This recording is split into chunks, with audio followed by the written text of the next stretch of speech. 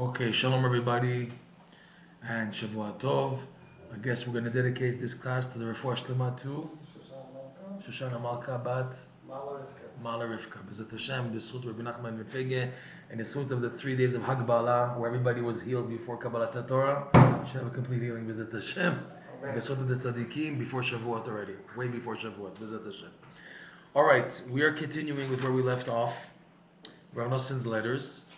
We're at lesson 31, where, as you recall, Reb Noson is writing his son to overcome the phobias and fears of being drafted because it was unfounded. Basically, Reb Yitzchak, Reb Noson's son, was already over the draft age, so he didn't have that much to worry about. Okay, it wasn't so much to worry about, but still, he had these fears that he would be drafted. So Reb Noson was encouraging him that if now you're going to do something, at least daven, that's it, but no room for worrying and everything. And Reb Noson stressed that ultimately it's simcha, which is the key for everything else. Okay? We left off in the middle of the letter, and we're continuing the second half of the letter. And again, our goal, one of the things we want to do in these classes is to show how Reb Noson was living Rebbe Nachman's lesson that he was learning at the time. In this case, it was lesson 24 of Likutey Moharan, or just a reminder that the main theme of that lesson is the power of simcha, the power of being happy, and how doing mitzvot with joy is the key to unlocking many things in life, including many frustrations, many blockages, many obstacles and situations where you feel that you're stuck. Rebbe Nachman reveals the key for shining light in your life at that time is by doing the mitzvot b'simcha.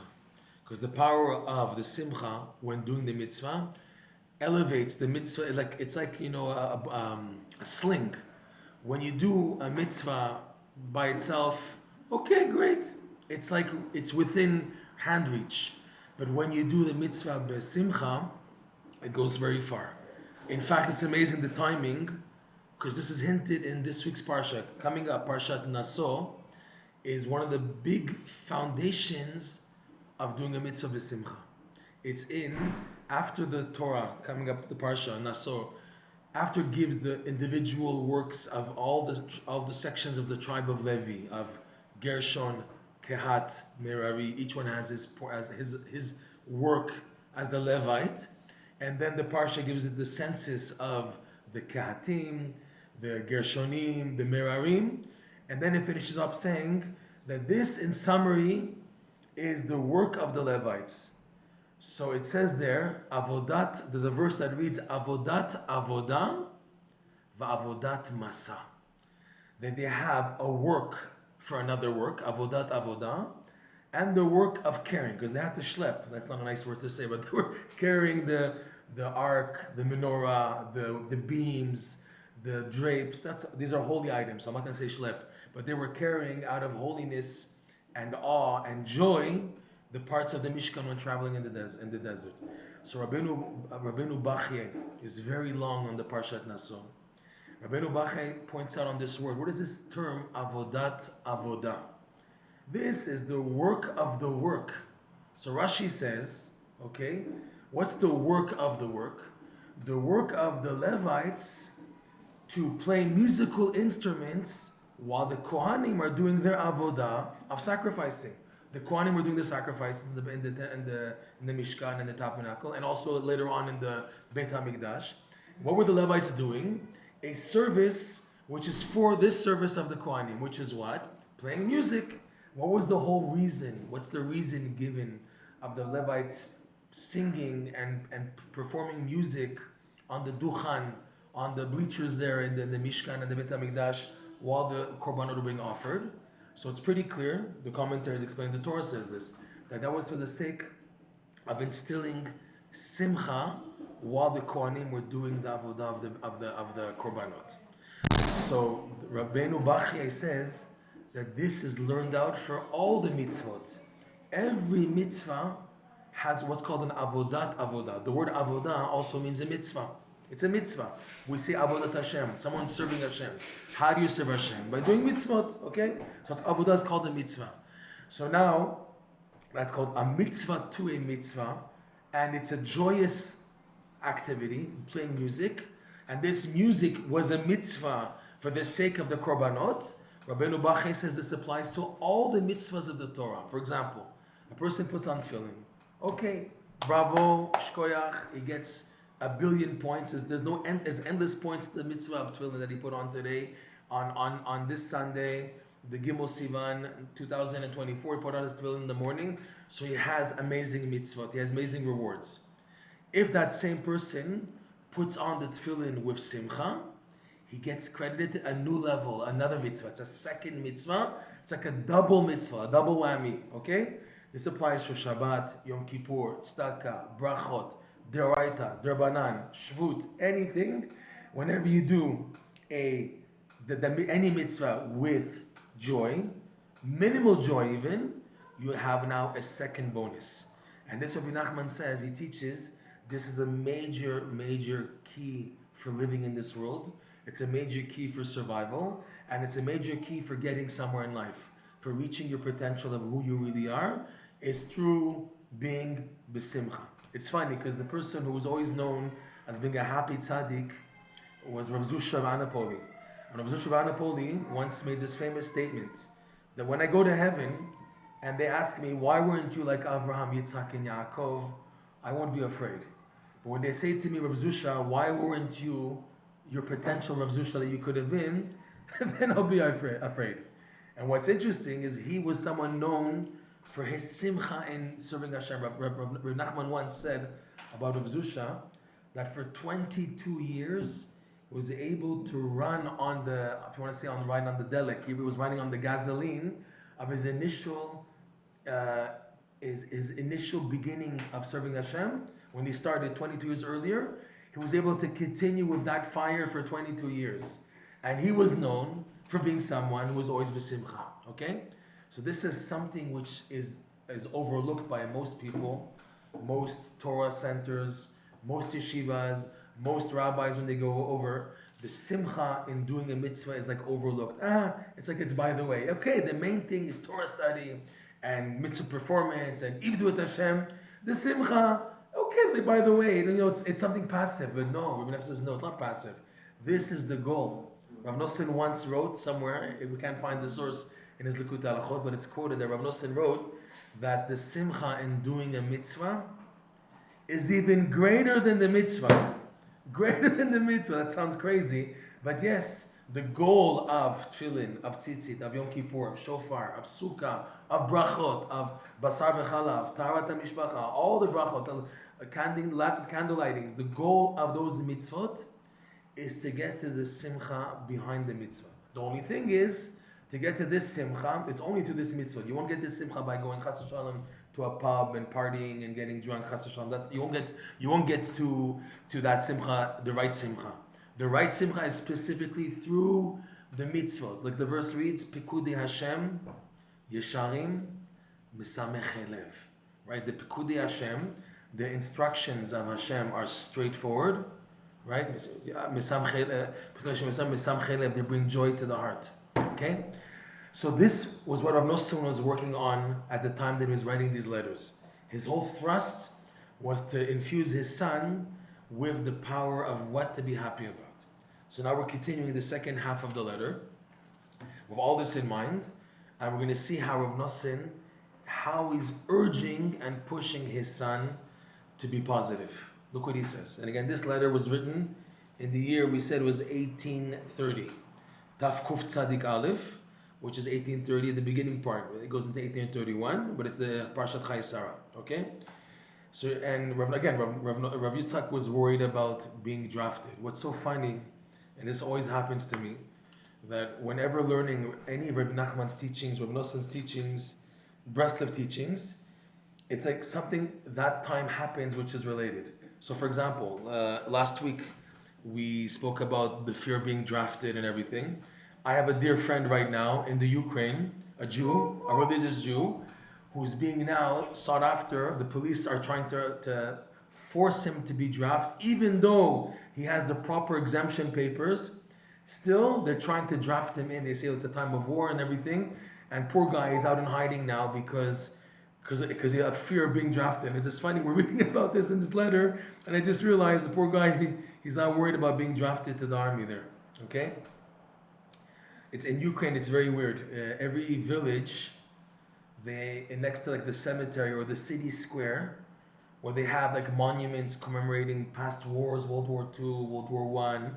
They now put posters of all the dead soldiers who died now in this war right now. So you have all like the citizens of this village, of that village. I saw with my own eyes. They have like tons of big posters in color of all the soldiers who fell in this war against Russia right now. Every village, like it's like a big thing now. So let's see now how Reb Noson continues on an upbeat attitude with the rest of the letter. So we're holding in the second paragraph of this letter. I forwarded everybody the texts of you can see the texts in English and in Hebrew. You can see them. We posted them on the status, wherever you saw the posting for the class, okay? So in the second page, really, of the English translation, so the paragraph begins like this. והנה, בתחילה היה לי צער גדול ממכתבך מיום שלישי שהארכת בצערך. Reb Noson says, behold, initially I had great pain from the letter you wrote from last Tuesday, that you, in extensive manner, you set forth before me in your letter your tsar, your suffering, your pain, your worry of being drafted. Ach, matzati gam sham et she'ahava nafshi. Reb Noson knows that everyone complains. Everybody's complaining in life. You can't go through life without having something that's missing in life. Everybody has tsar, from A to Z. Even Adam HaRishon and Chava, they had everything to go through. Everyone had things to go through, okay? Everyone. So it's part of life. But the thing is, do you just stop there, or do you continue for something more positive? So Noson writes, however, in the letter you sent me last week on Tuesday, Matzati gam shamet she'ava nafshi. He's paraphrasing Shir Shirim. I found in your letter also that which my soul loves, which is beloved to my soul. Which is what? Besides all the suffering and complaining that you're going through, etc., etc. Shehem hanekudot tovot shelcha. That these are the good points, your good points. She'ata mechaye atzmecha. That with these good points, you're reviving yourself, bringing yourself to life. B'darchei Adonenu Morenu v'Rabbeinu Zal, following the pathways set from our Rebbe, our holy Rebbe Nachman, the pathways and advice that he gave, which is, for example, bim'at hitpodedut utzaka, whether it's a little bit of secluded meditation, talking to Hashem in your own words, crying out to Hashem in your own words, which is one of Rebbe Nachman's most fundamental advice. Just to bring this down, Rav Kaplan, he wrote a book in English. It came out in the early 80s called Meditation and Kabbalah. Really, it came out after he passed away. He wrote it, and it was printed posthumously. So this book became very popular, Meditation and Kabbalah. And Rav Kaplan writes like this, that because there was, by the 70s and the hippie movement and all types of pseudo-Jewish extensions from Jewish Torah practice became more common in the 60s and the 70s, using distorted Kabbalah, for example. So Rav Kaplan wrote that he had to, after consulting with his teachers of Kabbalah, who taught him Kabbalah, I assume in Yerushalayim, he had to set forth in English a clear book to explain the clear practice of Kabbalah. Fine. So he brings in the whole book, all the different practices of Kabbalistic meditation, if it's Rav Chaim Vital, the Abu Lafya Shita, which is unfortunately becoming very common again. And then he ends the book, the second last chapter, is the Baal Shem Tov's way of meditation and connection to God, Kabbalistic meditation. And in the final chapter, Rav Kaplan writes like this. He says, everything I wrote in the book from the beginning till now does not apply today. He explained how to do all the ways of meditation, if it's the Maharal of Prague and how he explained it, if it's again Rav Chaim Vital, Abu Lafya, Rabbi Abu Lafya, all the different shitot. He says nothing applies today. What does apply today is Rebbe Nachman's simple, direct approach of talking to Hashem in your own words as the way and means to reach the highest possible levels. To reach the highest possible levels through just simple talking to Hashem. Okay? It's called Hitbodedut. So Reb Noson is saying to his son Reb Yitzchak, after all your complaining and all your suffering and everything you explain, still what I'm looking for is the good points that you held on, that you did mention in your letter also, that you're mechazik yourself with the pathways set forth by our holy Rebbe Nachman, such as a little bit of talking to Hashem and crying out a little bit. It's funny, he says a little bit. Even though you would think that if that's the main way, so you should invest a lot of time in talking to Hashem. But knowing that people are so troubled and disturbed and busy, it's already a miracle that a person gets a few minutes or hopefully an hour to talk to Hashem every day. And even then, it's not always 60 minutes. It could be 10 minutes here, 5 minutes there. But that you're doing it is worlds apart, a difference in someone who doesn't do it at all. There's a difference, worlds apart, two Jews, both learn Daf Yomi, both are learning Torah and everything. But this guy has a special time to talk to Hashem in his own words every day. And this person doesn't have time for that. He's Yotze with his Shacharit Mincha Marev and his Birkat HaMazon and his Birkat HaSheyatzar and maybe some chapters of Tehillim, and that's it. But this guy has his own words to Hashem. These two people, they're both from religious, everything, worlds apart. Worlds apart. Because this person has a personal, direct connection to Hashem, and he's developing it. Rebbe Nachman once said that when Mashiach comes, the Jewish people, the majority of people, when he comes, they'll be happy, but they'll be in panic, in shock, as if not able to properly receive him. However, Rebbe Nachman said, my followers who are doing Hitbodedut every day, when Mashiach comes, someone who wakes up from a nice sleep, he wakes up after a good morning, he has a great wake up in the morning after having a good night's sleep, and he's really energized and everything. So those who do the Hitbodedut practice will be able to greet Mashiach with a calm configuration, a calmness of the mind and the heart, and to properly receive him in the right way. Whereas other people, they'll be behala. They'll be like upside down and shocked, right? So this is the greatness of Hitbodedut. There's much more to say about it, but let's continue. So whether you're strengthening yourself with a little bit of talking to Hashem and crying out to Hashem, and he says like this is the main advice. Zot nechamati ve'onyi. This is my consolation, my son, in my poverty, that I succeeded in ingraining you with this teaching, with this pathway. Zechelki mikol amali. This is my portion that I take with me to the world to come, from all of my toil that I succeeded in ingraining you, my son, with this advice of talking to Hashem. Right? And he says, Ma shekvar hichnasti bachem me'at amitat atzotav udvar kadoshim. Now he's going on, speaking about the greatness. Again, this applies to somebody who's experienced it. Someone who hasn't experienced this, can't really relate to what he's saying here. But nonetheless, we'll say it because Reb Noson is saying these words. He's saying, that which I already have implanted in you, ichnasti bachem, a little bit, amitat of the truth, of the straightforwardness, of the validity of atzotav udvar hakdoshim, of Rebbe Nachman's advice and his holy words, that he succeeded in getting you, my son, to have even a little bit to penetrate into you. Okay? Just this connects to an analogy that Rebbe Nachman once said. Rebbe Nachman once said, it's brought down in his book Likutey Moharan, which in English is translated as the book Tzaddik, that once Rebbe Nachman was asked, or he said on his own initiative, if you noticed, I revealed so many teachings, so many awesome and amazing teachings I'm revealing to you, and you would expect, after hearing so many amazing teachings, that you guys should have waken up by now. The goal of these teachings is to get you to wake up to serve Hashem and to be a tzaddik, to be, he said even kamoni mamash, to be a tzaddik like me. He said about himself because he reached a high level, and even tells us what level he reached. as opposed to hiding it. He said, mamash, to reach a level like mine, and basically after revealing so many lessons, there's a question here, Lichora.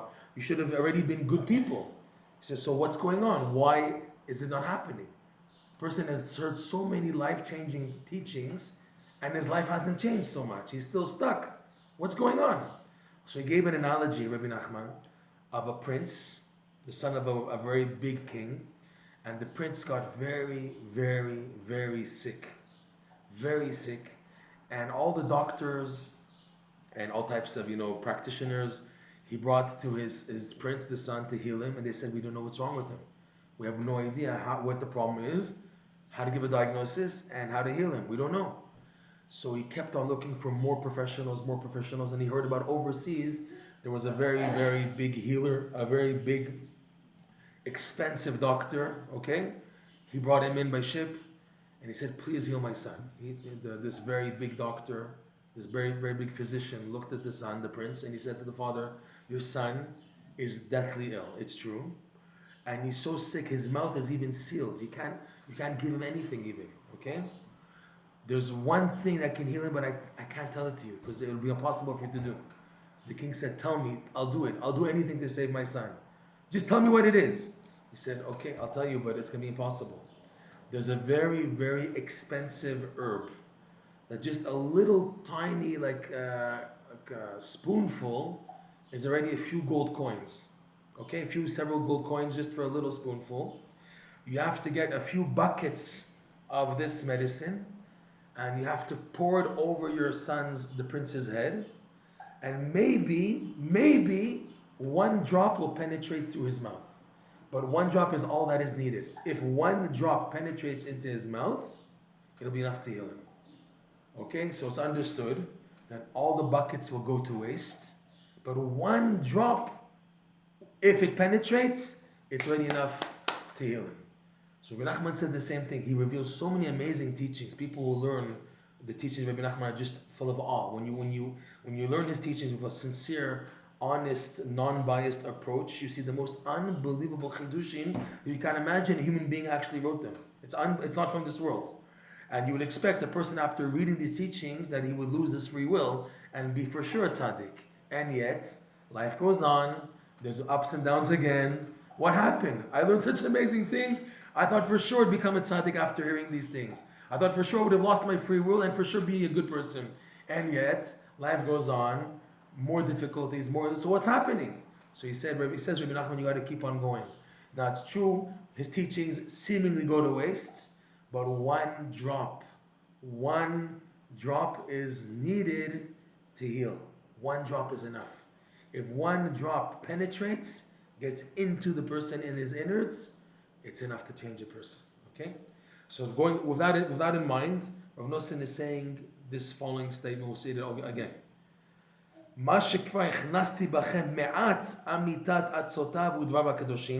That which I succeeded already to ingrain into you a little bit of the truth of his advice and his holy teachings. And if only, mi yiten is an expression, alvai, if only that you'll be able to receive all of his teachings and internalize them. V'telchu bechol derachav, and to follow all of his pathways. The Rebbe Nachman revealed the pathway of being happy every day, singing every day, talking to Hashem every day, learning halacha every day, okay? Making the trip, the pilgrimage to Uman Rosh Hashanah, all right? All these unbelievable advices, the Tikkun HaKlali, which is going to go into soon, Reb Noson, okay? And that you walk and go with all of his pathways. And the most important thing, והעיקר לשמוע היטב בכל התחזקותו. And the main thing is to listen very, very carefully to his voice, his expression of his encouragement. Before Rebbe Nachman passed away in the year 1810, he just moved that summer on the 5th of Iyar. Funny day, 5th of Iyar. He moved to the city of Uman. In that summer, he was deathly ill. He was dying. He had tuberculosis, and he actually passed away on the 18th of Tishrei, the year 1810, Taf Kuf Ein Aleph, and he was very weak. There was one Shabbat Nachamu, which is like about almost around 2 months, a bit more, 2 months before he passed away. A bit more than 2 months before he passed away. He was very weak, and many Breslover Hasidim came to be by him for Shabbat. And it seemed impossible that he would be able to speak to anyone. And he was at the table weak and drained, and everybody was at the Shabbos table. And then he said, why you guys come to me? I have nothing to give to you. If you guys came to hear Torah, then it would make sense for you to have come all the way to travel to be with me for Shabbat. But I have nothing to give to you. He says, right now I know nothing. I know nothing. And he even swore that he knows nothing. And he said, the one thing I give myself now, chayut, energy and vigor and life and hope, is that I made it to the Eretz Yisrael. That I made it. He traveled to Eretz Yisrael in the middle of the Napoleonic Wars. 1799, 1800, in the middle of the wars, and he went through a lot. He was taken hostage. He was on a ship, like a warship, and he didn't even know, and they escaped by miracle, and he had tons of miracles, okay? And he made it to Eretz Yisrael. He said he just walked those 4 steps. He accomplished everything he wanted to accomplish, and was ready to go back. And his students said, we're here already. Let us at least savor the land. Let us at least see, Tzfat, Tveria, the Kibbutz Tzadikim. Come on, Meron, Rabbi Shimon. So he said, I see you want to be here. Okay. They arrived on Erev Rosh Hashanah. They did in Haifa the first 2 days of Rosh Hashanah, the Yom Kippur, and then when the Hasidic masters who were at Israel at the time found out Rebbe Nachman was in Israel, they immediately send their emissaries, their Gabayim Shlichim to bring him to Tzfat, Tveria, and he came in the middle of Sukkot. He came. Okay, so he was here for like several months, whatever. And he said, now, before he passed away, I bring myself life, and that I was zoche to be in Eretz Yisrael. And then he started speaking about the way, the pathway to Eretz Yisrael, as that brings life to all the simpletons in the world. In Yiddish, prustakis, or Russian Yiddish. Prustakis means the prostuk. Prostuk is a simple person, someone who's not learned. He's not a Talmid Chacham. Even the Goyim. He says, Rebbe Nachman, that all the simple people, and even the Goyim, receive life support indirectly from the Torah. They can't receive from the Torah because they don't learn Torah. They don't deserve to receive life support and nourishment from the Torah because they don't learn Torah. The Goyim for sure not. And the prostikas who don't learn, they're people working all day and don't have time to learn. So how do they have the merit to receive life from the Torah? And life comes from the Torah, like it says, Kihem Chayenu, the Torah is our life. But someone who doesn't learn Torah, what right does he have to gain life force from the Torah if he's not learning it? So who does have access to the Torah? The biggest tzaddikim. And now the biggest tzaddikim, they can't be connected to the Torah 24/7. They have to eat, they have to sleep, they have to relieve themselves, they have to talk to people, sometimes they have to do shopping. Okay, they're not 24/7 in the Beis Midrash. So even the biggest tzaddikim have times that they're also pashut, they're also simple people, they're also detached from the Torah. Why did Hashem make it in a setup that a human being has time to be in and then he has to take a break? Why the necessity to take a break, to have to eat and sleep and to relieve oneself and to take care of family errands and this and that? Let him be connected to the Torah. So how could you be detached from the Torah for even 1 second? So that when the tzaddikim are in the state of being a pashut person, a simple person, they're now receiving and they're not learning Torah. So where do they receive their life from? The hidden Torah. The hidden Torah is what sustains everything in the world that's mundane, that can't receive directly from the Gemara and the Poskim. He's not learning it. He's not learning Chumash, Mishnah, Gemara, Shulchan Aruch, Midrash, Zohar, Ketuvah. He's not learning now. So from which Torah? But it's life. It's a life support. It's like you don't breathe for 1 minute, you're finished. So how could you be alive if you're not breathing from the Torah? So it comes from what's called the hidden Torah. But even the hidden Torah, which sustains everything, you need a zchut to connect to it. They're not going to give it to some goy or some nobody who doesn't learn Torah. He doesn't deserve even to receive from the hidden Torah. So who does receive from the hidden Torah? These tzaddikim. And it's out of their good willingness that they sustain the rest of the world. Unbelievable. One of Rebbe Nachman's most powerful lessons. So that Shabbat Nachamu, from nothing, from like he's saying, you guys came to me for nothing, I don't have Torah, came one of the most greatest lessons he ever received. And at the end of the lesson, after giving such encouragement that there's hope for everybody, that everybody, even though they're not religious, they're not observant, they're not even Jewish, yet they're receiving indirectly from the hidden Torah, thanks to these tzaddikim who are called Yesod HaOlam, foundations of the world. He was so inspired when revealing that teaching. He brought him back to life. He told the people at the table to start singing the Shabbos Zmiros because they're all down. And in that, he let out his famous statement. Rebbe Nachman said in Yiddish, with a big krechts, Gewalt. Gewalt means like, oi. There's no such thing as despair. Ein shum yeush ba'olam klal. Rebbe Nachman's famous statement came when he revealed this unbelievable teaching. And this is one of the most powerful statements, that there's no such thing as despair. I can go on a little. I think I should go on. There's a very important point to mention related to this statement found in Likutey Moharan. This lesson is lesson 78, part 2. Likutey Moharan, part 2. This unbelievable lesson of the simplicity that we mentioned, and then the powerful strength of Gewalt. There's no such thing as despair, because even the farthest person is receiving nourishment from the hidden Torah, thanks to these tzaddikim, who give out of their loving kindness to the rest of the world, air, life support, not just the physical air and the physical food, it's the spiritual which keeps alive. Everyone has a nefesh, an animal has a nefesh, a goy has a nefesh, everyone has a nefesh. This nefesh can't just be dependent on physical nourishment, it comes from spiritual nourishment, which is what? Which is the hidden Torah. Thanks to who? The tzaddikim who deserve connecting to it. They connect to it and then they give off to the rest of the world to feed off. That's why the tzaddikim have the time when they have to go to eat and sleep and drink and relieve themselves, so that they can connect to the hidden Torah for the sake of who? For the sake of the rest of the world. Unbelievable. So there's a story that took place around the year 1795, approximately 1785, 1795, sorry, I made a big mistake, 1895, 1875 approximately, involved 3 Breslover Hasidim. Rav Avram Sternhartz, who's buried here in HaMenuchot. He passed away at the age of 95 or 96 in the year 1955. He's buried in HaMenuchot. His brother-in-law, Rav Mordechai Shuv, which I don't know where he's buried, and an elder Breslover who was much older than them. His name was Rav Pinchas Yoshua Beitel Macher.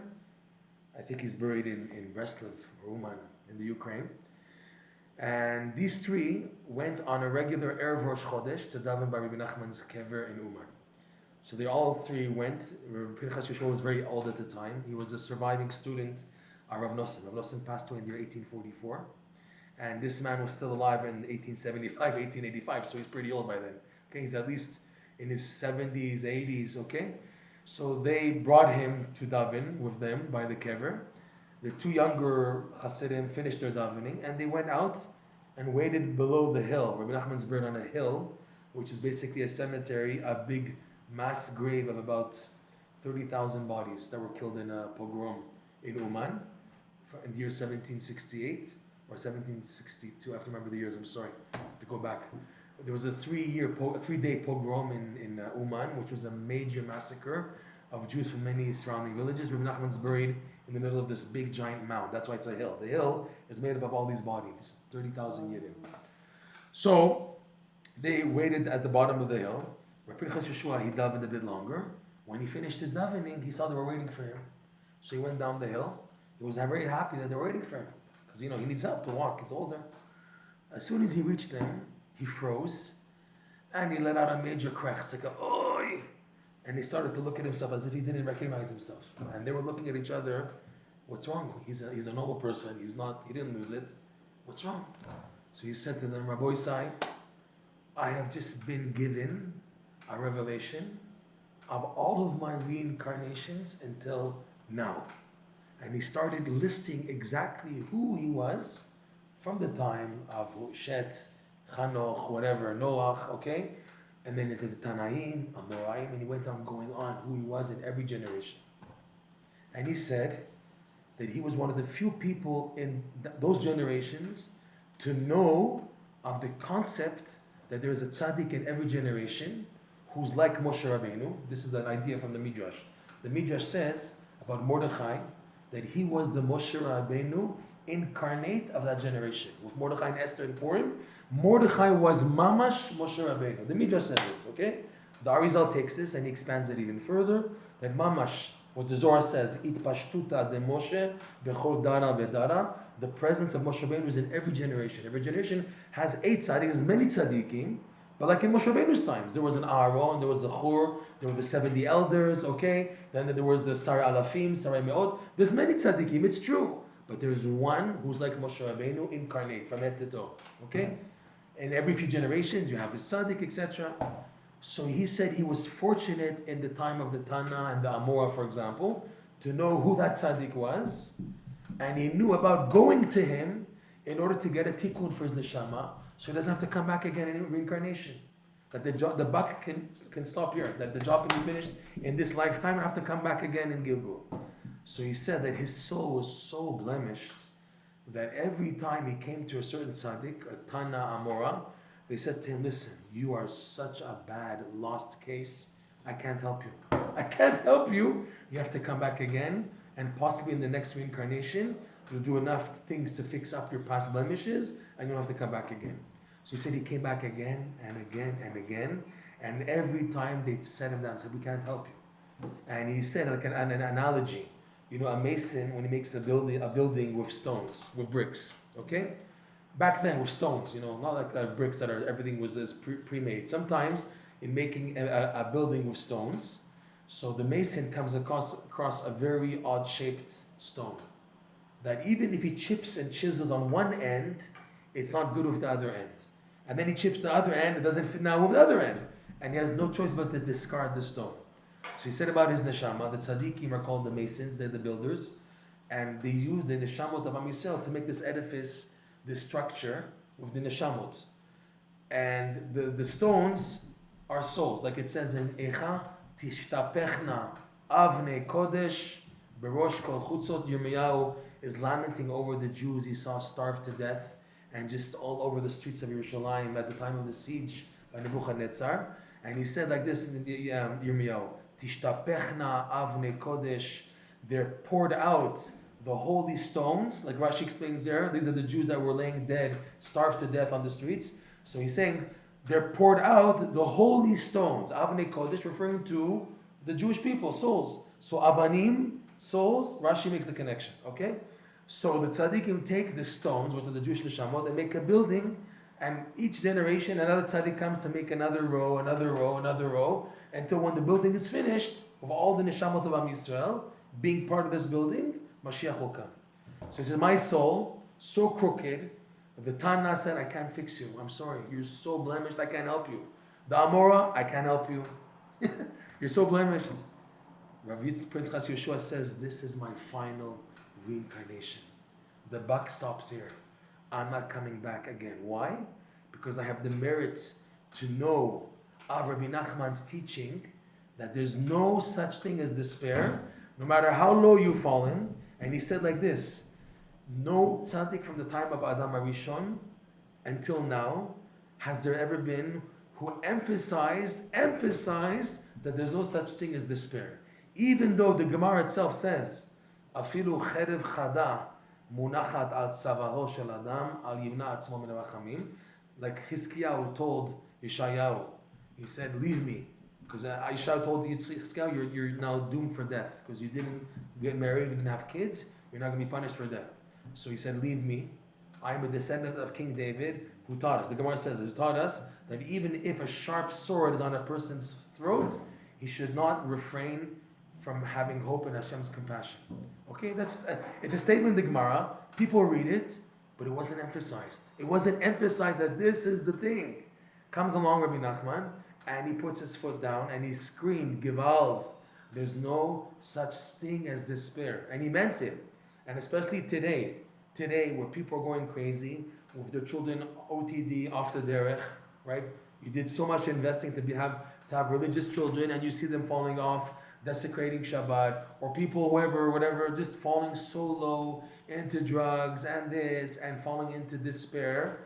Rebbe Nachman's teaching is more than ever before applicable and needed today to tell people, Gewalt, like scream at them, Gewalt, Don't give up. There's no such thing as despair. You know, it's tough.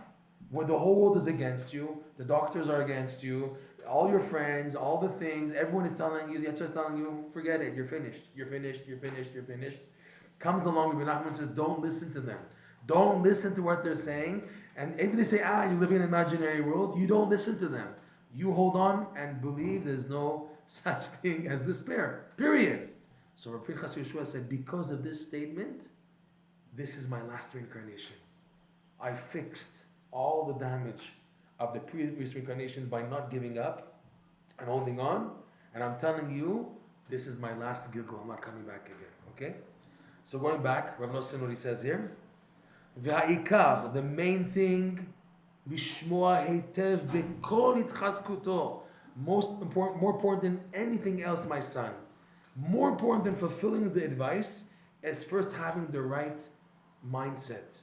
The mindset is to listen carefully to the voice of his encouragement, Rebbe Nachman's encouragement. Shma shemechazek umezarez umazhir biyoter ויותר לשמח את עצמנו בכל עת ועת יהיה איך שיהיה.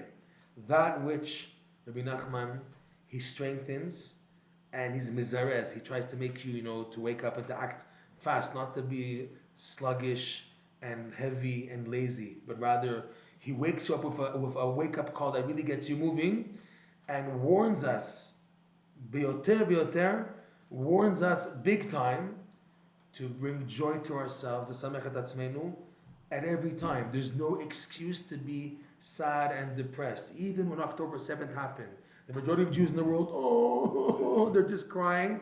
And why I'm not going to cry? It's my Jewish brethren. Yeah, but you get stuck on the crying, and that's it. You lost the point.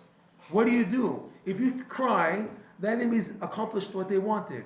The Nazis accomplished when they see the Jews crying and mourning and worried and like that. They won.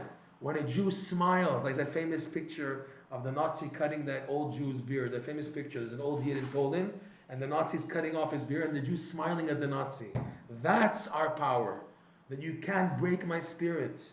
You can't break my simcha, because, like Reb Noson writes, in many places, in this lesson, his discourse is on lesson 24, the main goal of exile, the main goal of the enemies of the Jews is to get them to be sad. That's the goal. The goal of the suffering they put you through, why do they want you to suffer? What do they care? Because they want you to feel bad about yourself. The goal of suffering and pain, everything, is to make them feel bad. I heard this oral statement, I never heard it before. I heard it that Hitler knew that he's not going to be able to kill all the Jews. But he said like this, I'm going to kill. Whoever survives though, the rest of their life will be miserable. At least I accomplished that those who survive, their life will be just totally miserable. Why? He said, because I'll make them feel so depressed and sad and in trauma and everything. I got them. I ruined the rest of their life. Even if they live to the age of 60, 70, 80, I don't care. I got what I wanted. So it shows you his goal, also the Germans, it wasn't enough to kill the Jews. They had to give them a number. They had to degrade them. They had to make them feel, even now what they did on October 7th, they made them feel this low, and they didn't just kill them. They killed the children in front of the parents. They burnt this. They do to make them feel bad. Because that's the goal. Atzvut. Sadness, worry, depression. That's what the evil wants. That's the thing. So because of that, our main weapon now, it's true, we have to do tshuva, Torah study and everything, and it's what Am Yisrael is trying to do more mitzvot. But remember that the goal of these mitzvot is simcha. The goal is simcha. If you reach the goal, you made it. If you are able to be happy about your Yiddishkeit, you feel so good about your tefillin, so good that you have the zchut of putting on tzitzit, going to the mikveh, saying brachot, being part of the Jewish nation, hearing Kaddish, Kedusha, and you feel good about it, and you feel the simcha emanating, this like radiation of simcha from the mitzvot, you won. You got it. That's the point. That's the goal here. This is the key for your personal exile and for the exile in general. Ki besimcha tetzeu. With joy you will leave out. Again, let's go back to Reb Noson's words. Okay? Va'ikar lishmoa heitev bekol itchazkuto ma shemechazek umezarez umazhir biyoter לשמח את עצמנו בכל עת ועת, to bring joy to ourselves each and every moment. יהיה איך שיהיה. We don't care how bad the situation is. Still, you must, you should, you have to aim to find what to be happy about. To be stuck and worried, traumatized, oh my God attitude, and being stuck on that, you lost it. That's not the point. The goal of that is to be a catapult, is to be a springboard to come closer to Hashem. If it's through prayer, but we know already when a person out of worry and fear cries out to Hashem, we spoke about this in last week's class, Hashem's not interested in prayers like that. Hashem wants to hear someone who's able to recognize the good from amongst the suffering, to find the good, to tell Hashem about the good, and then to cry out about the tzar. Then Hashem wants to listen to a person. When you shall tell Hashem, I appreciate A, B, C, D, but Hashem, I'm suffering now, it hurts so much, and this and that. When you're able to express the good, and then you express your pain before Hashem, Hashem wants to help you. He wants to help you now, as opposed to the person suffering. What do they say? No, you got to daven, you got to daven. So what do the people do? They go to the kotel, they go to the tzadikim, they go with the negative attitude of just pain, and you hear them crying out of like depression. Why would Hashem want to listen to these type of people? Okay, they're crying out, but Hashem's like, okay, here, take a little doggy bone, just to keep you quiet. What's needed is that a person recognizes the good and expresses it, even though he's going through crazy things. He's able to maintain balance and focus on the good, and then express the pain of what he's going through. Hashem says, I'm all yours. I'm listening now. This is unbelievable. This is what Reb Noson is getting to, okay? והעיקר שלשמוע היטב בכל התחזקותו, מה שמחזק מזרז ומזהיר ביותר ויותר, לשמח את עצמנו בכל עת ועת יהיה איך שיהיה, okay? I think we have to stop here because it's too long already. Bezat Hashem, we'll stop here. It's in the middle of a paragraph. I'd like to go on, but he goes on and on and on, and we can go and enhance what Reb Noson is saying and expand it much more longer. So Bezat Hashem, we'll just take a break here, and everyone should have an amazing Shavuot, and should be zocher to receive the Torah besimcha. The crowns of the Na'aseh V'Nishma are called Simchat Olam. Simchat Olam al Rosham. The joy that was always there will be restored to our heads when Mashiach comes. Like it says in the Gemara, Psachim, page 88a, that when the Jews said Na'aseh V'Nishma, so it says 600,000 angels came and put on the head of each Jew 2 crowns, one for Na'aseh, one for Nishma, and one where there was the golden calf. So 1,200,000 angels came to take off. Each one took off 1 crown because it's heavier. Why? The Ben Ish Chai asks why for giving was only 600,000 angels, and then for taking back is 1,000,000 double. He says because when the angels are coming to do something good, so they're happy to do it. But when it's something which is heavy and sad, so they can't do. They can when they're happy. Even an angel, when he's happy, he's able to carry 2 crowns. It's okay. I'll take 2 crowns, right? But now, when it's coming to take it back, it's heavy. They don't want to do it. So, it's a burden. So, just 1 crown is enough. So, 1,200,000 angels were sent. Okay? And the Gemara goes on. But Hashem in the future is going, that in the future, Hashem is going to restore to us these crowns. Like the Pasuk says, V'simchat olam arosham. The simcha that was always there from already, which is the simcha of receiving the Torah at Sinai, will be again restored al rosham. Okay? And Reb Noson writes that the pasuk is also telling you how to get back the crowns. You want your crowns back? The crown of Na'aseh V'Nishma, which also means clarity. Clarity in what you're doing in life. Clarity and no frustration in what Hashem is trying to tell you, what's the solution. Clarity is called a crown. To get to the Arosham, Simchat Olam. If you manage to be happy in the mundanity, Olam, all the crazy things happening to you, and yet you're able to maintain pure simcha and Hashem in the mitzvot. So simchat olam, you get to al rosham, you get to the crowns on the head. Bezat Hashem shmizoche to have received shavuot besimcha, and have this cherut zman kabbalat toratenu besimcha. The Kabbalah, the receiving of the Torah, you need a kli, a beit kibul. You need a kli to receive, and the biggest kli to receive Torah is simcha. Bezat Hashem. All right.